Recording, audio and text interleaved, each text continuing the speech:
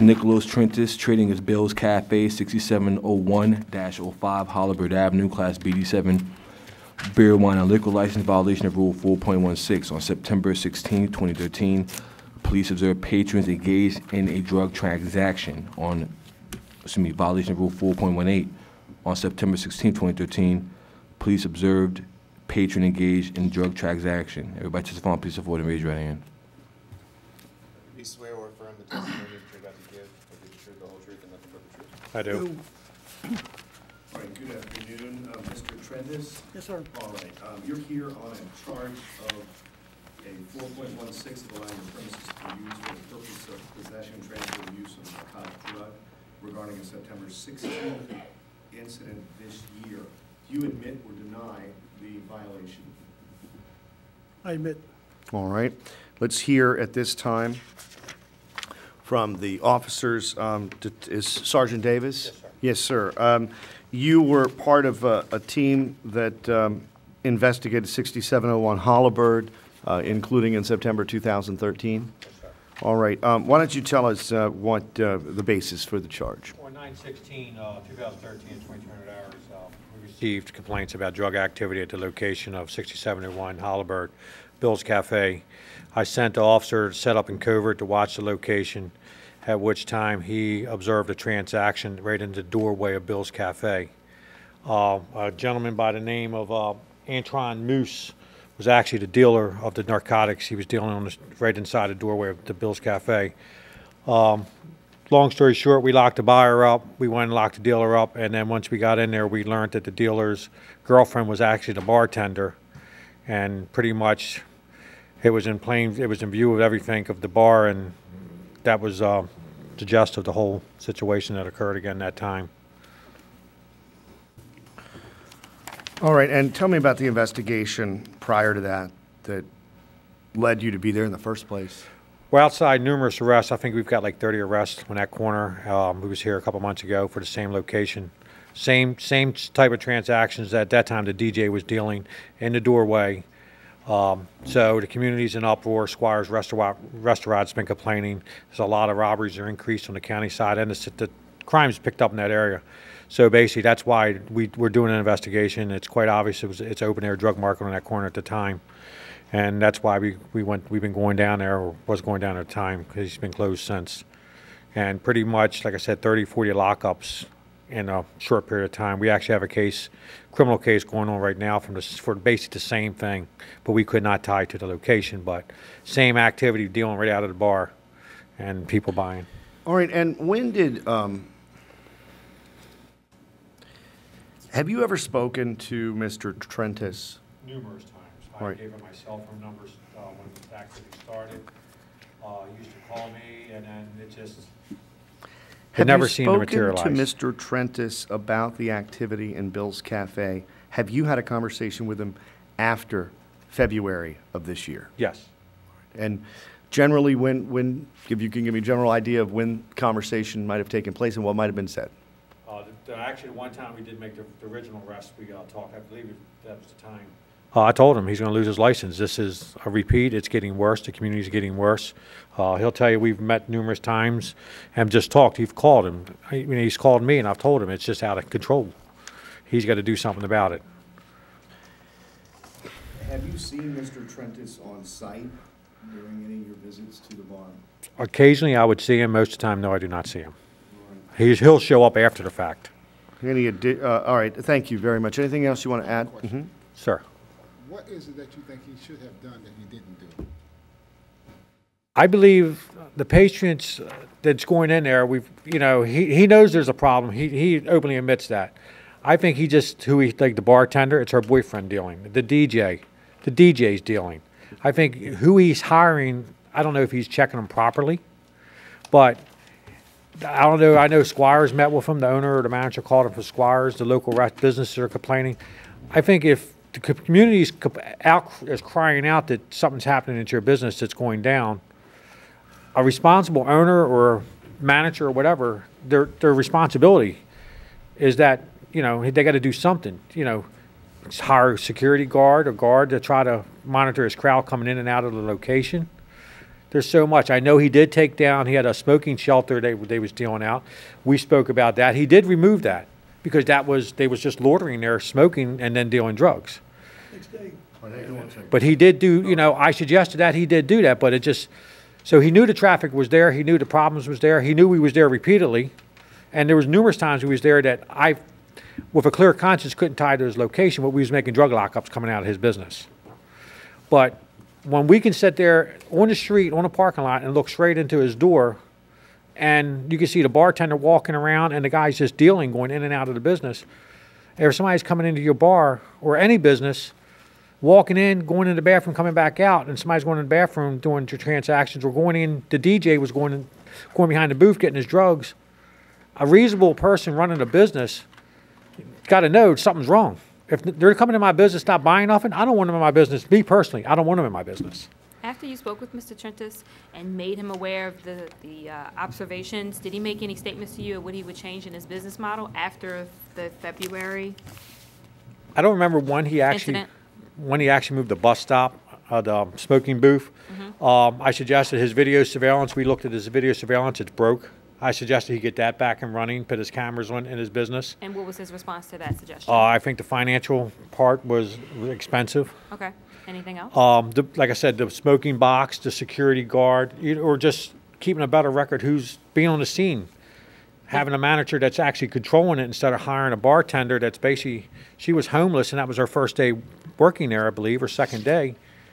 And you worked inside out of a narcotics unit? I'm the drug sergeant in Southeast. Okay. And did you give him any professional expertise as how to identify individuals who may be involved in drug transactions upon vetting them for application into employment? Did you give him anything about how to hire better? We talked about background investigation that he could hire, go how to search. I can't do it for him, but how there's steps you can take to ensure you got a proper. You know, Maryland case search, you can put somebody's name and anybody can look that up these days to see if they have a record. But the guard, you know, security guard, somebody to monitor the doors. You know, if people coming in and out of your business, you got to be able to see that this person's not buying nothing, he's just there for a reason. Okay, thank you. Nothing further. All right, thank you. And very briefly, Detective Kincaid, you're also with Southeastern District. Yes, sir. All right, and you actually filed a police report in this matter. I did. All right, are there any additions or corrections there too? There aren't. All right, thank you very much. Is there anything else you'd like to offer? No, sir, that's all. All right, thank you, Detective. All right, Mr. Trintis, at this time, you're able to ask Sergeant Davis and Detective Kincaid any questions you may have from them. If you don't have any questions from them, then we'll directly hear from you. Okay. Officers, when the person you locked up, I understand he was facing the street in my doorway, where he's back to the bar. Is that correct? He was in the doorway. Actually, you want to answer that because you watched the whole. All right. All right, if Detective Kincaid answers Well, the question. the I point think he is, was. Commissioner, he had his back to us, and they dealt. I'm sorry he dealt, but I can't see what he's doing with his back to me. But you want to ask them a question? Yeah, okay, I'm so sorry, Detective, he was facing the street. sure. All right, Detective Kincaid, From my observation, the individual dealing was facing out of your doorway. So yes, his back was facing your employees or anyone that was inside the bar. However, throughout my observations, the period of time that I was there, he entered and exited the bar multiple times with different people, and those actions are consistent with street-level CDS transactions, especially with the fact that the bartender is his girlfriend. I mean, it's kind of hard to argue the fact that she didn't have any knowledge of his actions there. all right, next question. There was, no, it's this, sir. No, one more question. When I saw Sergeant Davis, I saw you the next day, the 17th, on Tuesday. You remember the bar was closed? I know I talked to you. I don't know if it was the next day or a couple of days after next that. day. I talked to you. Yes. And I told you that the bar, okay, that's it. You advised me the bar. You was trying to sell the bar. I knew you was trying to sell the bar originally, but you closed it down. And I've closed it since then. You haven't, I've talked to you, the manager. Yes, it's been closed. All right, any other questions for the sergeant or the detective? no, sir. All right, thank you both. All right, tell us anything you'd like to say at this time in your defense. Commissioner, first of all, the employee was a first-day hiree. I've known her, but didn't know about her preference for boyfriends. And the person who was selling had his back to the bar population, so we couldn't see what he was doing in the doorway facing out, but that's irrelevant. I closed the bar after that evening. I happened to call the bar about 15 minutes after the the arrest happened. I told my employee, lock it down, and I've closed it ever since. And Sergeant Davis can attest to it. I came the next day, Tuesday afternoon, the bar was closed, and I've closed it since September the 16th. I also would like to show you, I have a contract signed August the 2nd, that the place is up for sale. All right, well, no, I'm embarrassed to be here. I cannot see through their clothing. I cannot look, I don't know what they're doing. As for the DJ who's referring to last February, he was found not guilty. And Sergeant Davis remembers it, I think. all right, well, then that charge, Well, he mentioned he liquor brought it for board records. charge I'm has just- been just adjudicated, disputing right? that, okay. Right, okay. That's it, sir. All right, so you closed the place On down. my own. I just, September 16th, it has not reopened. no, sir. No, You've really. signed a contract to place a marketing contract. Yes, August the 2nd. All right. Have you made the liquor board aware that the business is closed?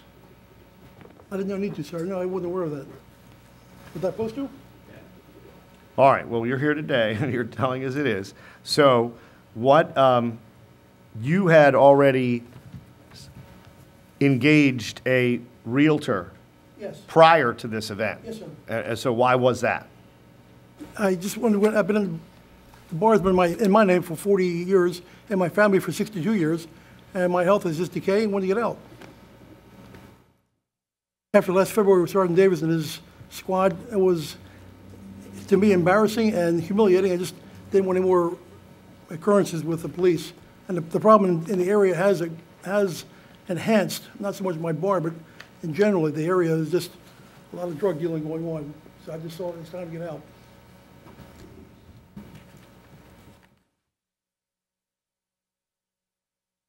All right.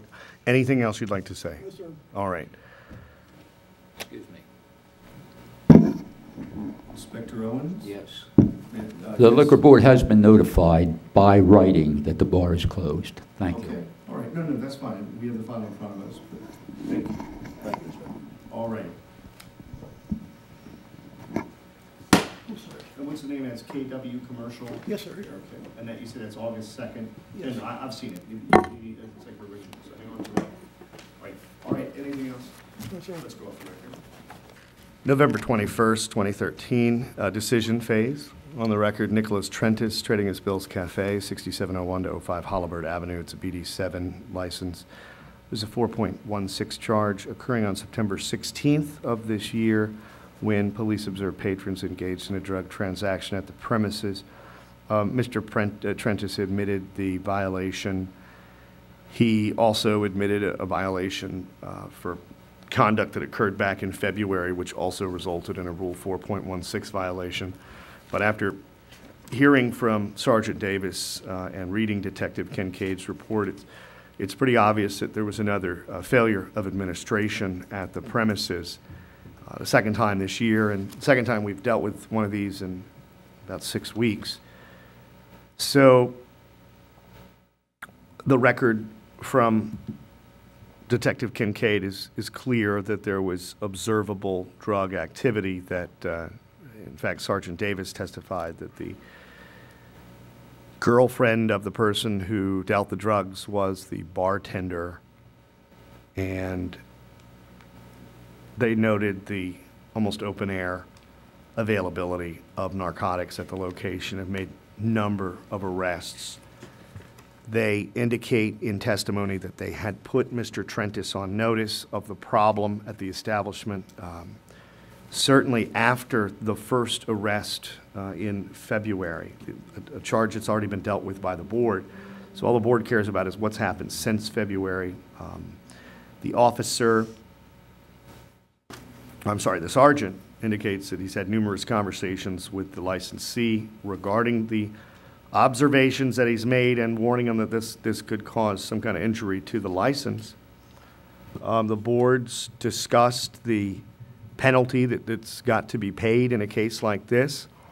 The majority, there's a split vote here, the majority by a 2-to-1 vote has voted to revoke the license at 6701 to 05 Holabird Avenue. The board, the majority believes that this is one of the most grave offenses that a licensee can allow to occur, and that it's occurred twice now within a calendar year. And this is, it's doesn't appear to be characteristic of your past, of the past performance of the bar, but it's too much, too quickly, and the board has made the decision. I have dissented from that decision. I believe the licensee's very long tenure at the establishment would at least afford him the right to be suspended throughout the rest of the license year and be able to have something to sell to a buyer. I believe you're signing the listing agreement and voluntarily closing down the bar since September 16th indicates to me that you're extremely serious and you know you got to get out of the business, and that you don't intend to operate a bar anytime soon, and that you are truthful when you say that you want to sell the bar. That is my dissent. The decision is that the license is to be revoked. You have 30 days to request judicial review of our decision in the Circuit Court for Baltimore City. And you may request reconsideration with the board as well in writing. All right? But this hearing is concluded for today. All right. Thank you, Mr. Trintis. We're off the record.